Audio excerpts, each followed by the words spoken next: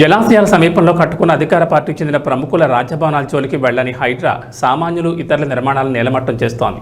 ఇందులో భాగంగా Tollywood senior hero నాగార్జునకు చెందిన ఎన్ కన్వెన్షన్ను కూల్చివేస్తోంది.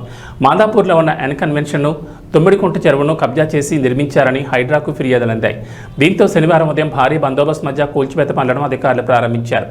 కన్వెన్షన్కు వెళ్లే అన్ని దారులను పోలీసులు మూసివేశారు. అదేవిధంగా కూల్చివేతల చిత్రీకరణకు మీడియాకు అనుమతి లేదంటూ బారికేడ్లతో మూసివేశారు.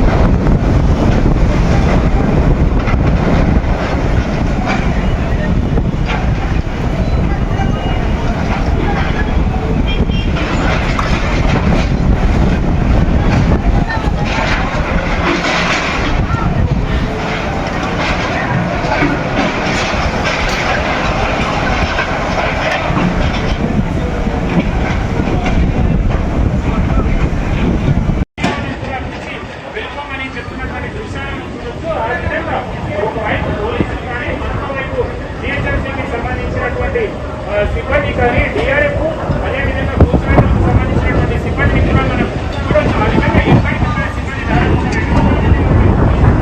అదేవిధంగా కూర్చోవడానికి సంబంధించినటువంటి పనులు చేస్తున్నటువంటి వాళ్ళతో ఆ డిఆర్ఎఫ్ సంబంధించినటువంటి వాళ్ళు ఎవరైతే ఉన్నారో వాళ్ళందరూ కూడా మొత్తంగా ఒక 200 మంది వరకు సిబ్బంది అయితే ఇందులో పనిచేస్తున్నటువంటి పరిస్థితి ఉంది.